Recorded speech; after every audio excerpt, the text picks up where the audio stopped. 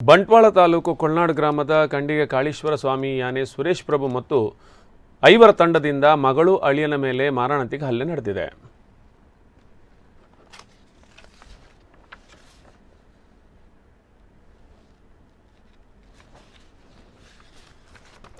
ಬಂಟ್ವಾಳದ ಕೊಲ್ನಾಡ್ನಲ್ಲಿ ಈ ಒಂದು ಘಟನೆ ನಡೆದಿದೆ.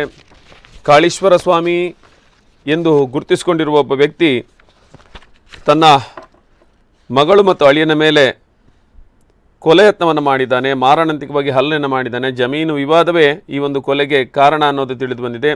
ಸುರೇಶ್ ಪ್ರಭು ಯಾನೆ ಕಾಳೀಶ್ವರ ಸ್ವಾಮಿ ಮತ್ತು ಆತನ 5 ಜನರ ತಂಡ ಮಗಳು ಕಿರಣ ಮತ್ತು ಆಕೆಯ ಪತಿ ಸುಳ್ಯ ಅಲೆಪೆಯ ಪಟ್ಟಕುಂಜ ನಿವಾಸಿ ಚೇತನ್ ನಾಯ್ಕ್ ಮೇಲೆ ದೊಣ್ಣೆ ಮತ್ತು ಕಬ್ಬಿಣದ ರಾಡ್ ಹಾಗೂ ಮಾರಕಾಸ್ತ್ರಗಳಿಂದ ಕಾಳಿಮಾತೆ ದೇವಸ್ಥಾನ ಎದುರಿನ ರಸ್ತೆಯಲ್ಲಿ ಮಾರಣಾಂತಿಕವಾಗಿ ಹಲ್ಲೆ ನಡೆಸಿ ಕೊಲೆಗೆ ಯತ್ನಿಸಿದ್ದಾರೆ. ರಕ್ತದ ಮಡುವಿನಲ್ಲಿ ಪ್ರಜ್ಞಾಹೀನರಾಗಿ ಬಿದ್ದಿದ್ದ ಚೇತನನ್ನು ಸ್ಥಳೀಯರು ವಿಟ್ಲ ಸಮುದಾಯ ಆಸ್ಪತ್ರೆಗೆ ಕೊಂಡೊಯ್ದು ಹೆಚ್ಚಿನ ಚಿಕಿತ್ಸೆಗಾಗಿ ಮಂಗಳೂರು ಆಸ್ಪತ್ರೆಗೆ ಸಾಗಿಸಿದ್ದಾರೆ.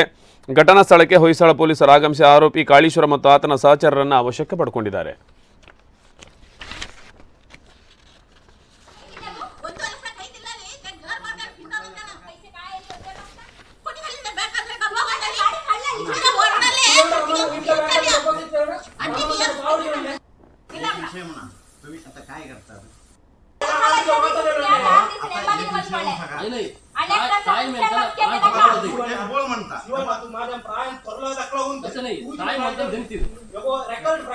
ಶ್ರೀನಿವಾಸ ಪ್ರಭುನು ಈಶ್ವರ ಪ್ರಭುನು ಬಾರೆ ಒಳ್ಳ ಸಾಮಾನು ನನ್ ಬರೆಯಲಿಲ್ಲ 186 ಸೀನ್